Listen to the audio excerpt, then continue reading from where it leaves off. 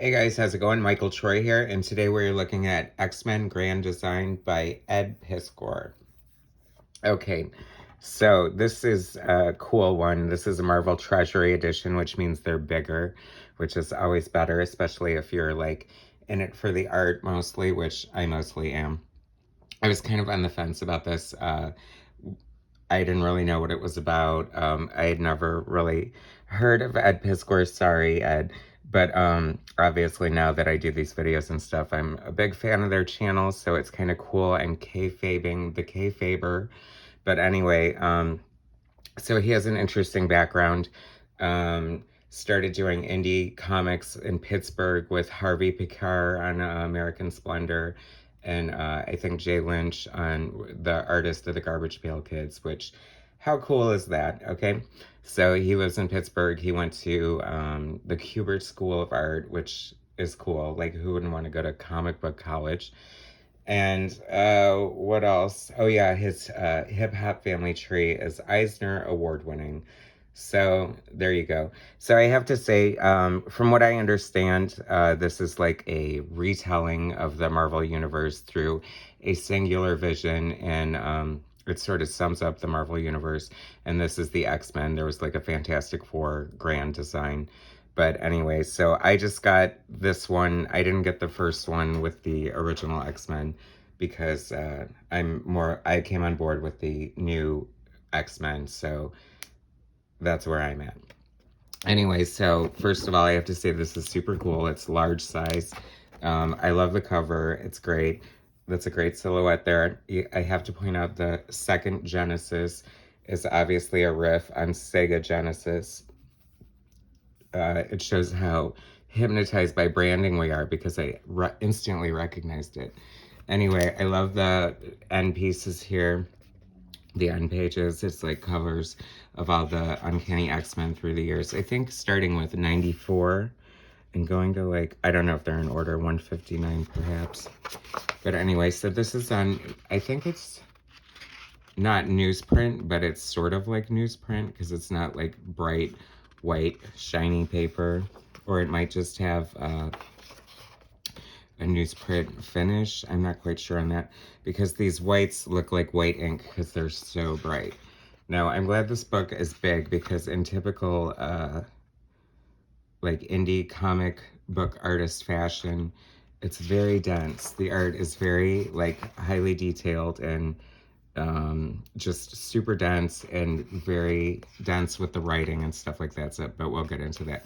So here's a blast from the past, a great pinup from Jim Lee, the great Jim Lee. Who doesn't love Jim Lee's X-Men? Well, some people probably don't, but screw you because it's amazing. So this is just gonna be like an abridged telling of the X-Men, so it's kind of all jammed into one. Years and years of Chris Claremont stories just summed up in a couple of volumes here. But I mean, these are pretty like dense, so it's a very like rich representation. This, of course, is the cover of Classic X-Men #1 by the great Art Adams, who influenced a generation of artists ahead of him, for better or worse, because no one can match the mastery of Art Adams, but hey.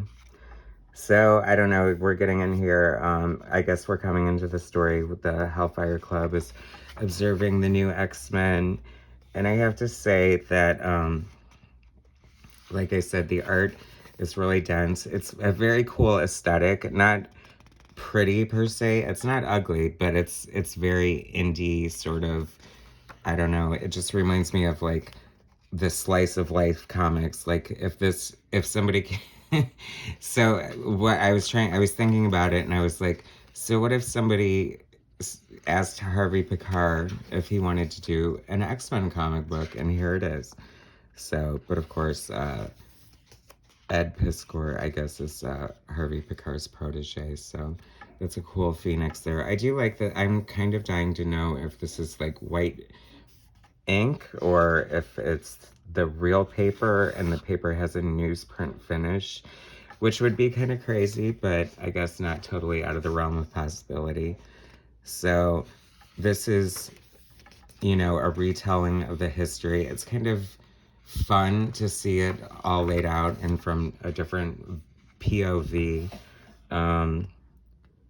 You know, here's an homage to the X-Men playing baseball, because they famously played baseball games on and off through their history. You know, it's funny because I think, you know, certain liberties were taken. Obviously, there's a lot of humor in this because there's certain in-jokes and things that I recognize going through here. And we get to see all these crazy fun different versions of the X-Men. Like, I mean, here they are at the club when Dazzler is introduced, but she's not wearing her you know, classic Dazzler costume. Huge miss. Like, why wouldn't you want to draw Dazzler in her roller skates and her blue kiss makeup and all that? I mean, come on. So I gather this is, you know, as we could see from the cover, we're going to be getting into Dark Phoenix territory. There's the Hellfire Club looking pretty cool. And notice, like I said, how dense it is. I mean, this must have taken this man forever to lay all this ink down. There's like 12 to 15 panels per page. I mean, that's an exaggeration, but, you know, Phoenix looking super scary with her big hair there. She hungers. I mean, I think there's a lot of shorthanding. And this is one of the in-jokes that I thought was funny. I love Eugene so very much. Because boy does he. And then she's all, I know, like a la Han Solo. I mean, it kind of makes you wonder how long he was waiting to put that joke in there. But it cracked me up nonetheless, because it sums up Jean. You know, how obsessed Scott is with Jean anyway. Episode 2. Oh, there's Kitty. This costume just came up recently in a discussion group, believe it or not. So that's ironic. Here's a great pinup by an early pinup, I should say, by the great Joe Madureira. Sorry, that's my Ohio pronunciation. I mean, I should know how to say that, but I don't. And Joe Mad. Let's go with Joe Mad, famous X-Men artist. Little Miss Marvel action. I don't, you know, I'm not sure who the audience is for this. I think it's definitely for people who know it, but definitely for X-Men fans. I mean, this really could be for anybody. Reading it just kind of made me want to read my old X-Men comics just to see what was changed and what was sort of, you know, just shorthanded, for lack of a better word. Because you can't exactly put like 50 years of comic book history into one mini-series and have it be... But I mean, that's pretty thorough. I mean, he doesn't miss a lot of beats. I have to give him credit for that. He definitely did the time and put in the work. There's the Brood. It's kind of fun seeing the X-Men. I mean, I never thought I'd see the X-Men in this sort of representation. I want to say this is probably C.B. Cebulski. Mining, you know, different types of artists with different aesthetics and things like that. I mean, I guess winning an Eisner Award probably gives you carte blanche to do projects like this. So that's what it is. See, the only thing throwing me off a little is to read all the different history. And maybe if I had the first one, I would know why. But, you know, well, that's an obvious homage to Frank Miller's Daredevil cover at Elektra's grave. So I like little things like that, little nuggets, little Easter eggs. I'm gonna guess he's a fan of the Morlocks, because this is like really fun stuff here with Callisto looking like a frickin' meth addict or something. Oh, I remember that. And Colossus. This was like a rough time for the X-Men, let me tell you. That was so cool, though, when Colossus was turned to stone and then Rogue absorbed his powers. And then they should have just left her statue there in the tunnels. That would have been kind of funny, eh? Not really, but... I don't know why I keep expecting to like see Mr. T show up for some reason, and I don't know how that just popped into my head, but I'm sick like that. So that's the end of the Ed Piskor part, the retelling of the X-Men. It ends with Forge and Aurora leading up to Life, Death. And it's so funny because, you know, you compare it to the original story, the Barry Windsor Smith, and it's like this Eagle Plaza and just like all these different levels of like holographic stairs and all this cool stuff.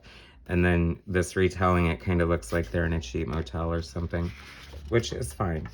And now we have a reprint of the Giant Size X-Men #1, the introduction of the new X-Men, which is so cool because, you know, we get the larger size format. And I can talk about that. So there's Todd McFarlane, Wolverine pinup, very cool. I read this, I want to say, after, like, I was reading Byrne stuff, and this is probably the best Dave Cockrum's art was on the X-Men. I mean, this book is pretty much flawless. It's such a classic. Len Wein and Dave Cockrum, the co-creators of the all-new, all-different X-Men, definitely upping the ante and replacing the not-so-great selling original X-Men, which, you know, I'm fine with the original X-Men, or X-Factor as I know them, but I don't know, they just pale in comparison to the new X-Men, if that was your first introduction to the X-Men. And once again, that's just my opinion. I think this was recolored by Ed.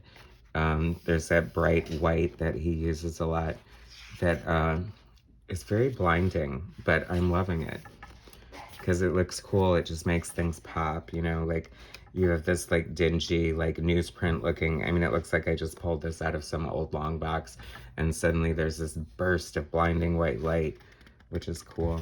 It's such a great, you know, it's very important to have strategically long hair if you're going to be topless in a comic book, because then it just covers everything perfectly. It was funny because I wish, well, I mean, it's Giant Size X-Men, you're introducing a lot of characters, and some got way more play than others. Like, Sunfire gets 2 panels, but he was an already established character, I think. Comment, let me know. Sorry I didn't do my Sunfire homework. And here we have Colossus, which is so great, because not only is it the introduction to Colossus, but it's also the introduction to Illyana Rasputin, Magic from the New Mutants, before she was aged in limbo by a demon lord, Belasco. There's his mom looking fetch in a bright purple babushka. And you broke the frickin' tractor. The least Xavier can do is pay for the tractor. I believe that Xavier did take care of Colossus's family, and that's why he was able to go. I mean, you're not going to have a big strapping lad like this on the farm and let him go to, you know, do super hijinks in America without some compensation, I'm guessing. Here we go with Thunderbird. It's funny because another, like, it's funny because the all-new, all-different X-Men are very inclusive, very diverse. I think that's what helped make them so popular, perhaps.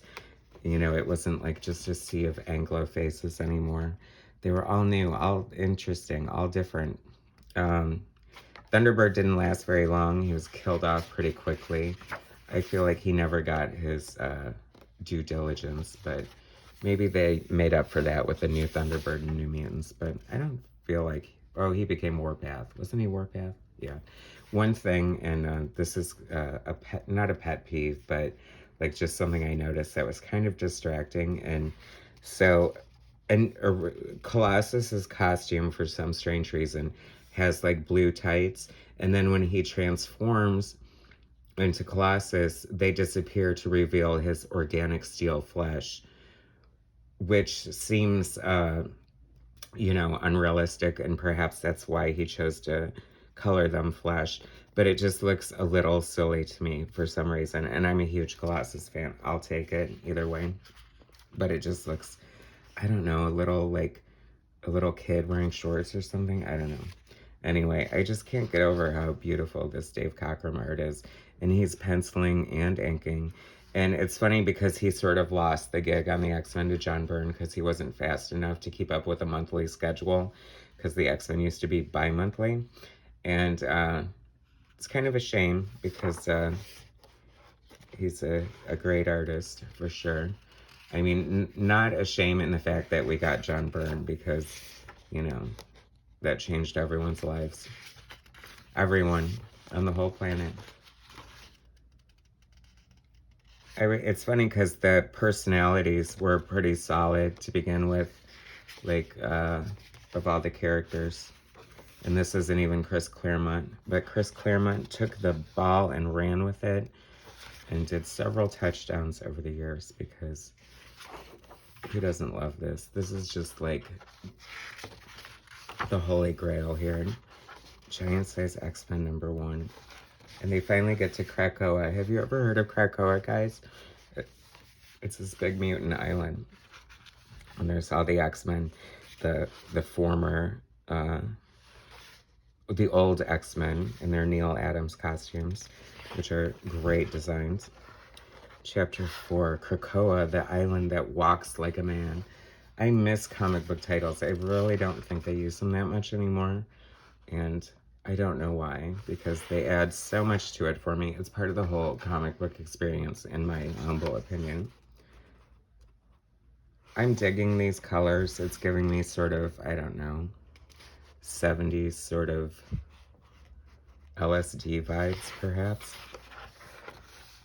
Great shot of Polaris. He drew really pretty female faces and good-looking men faces too.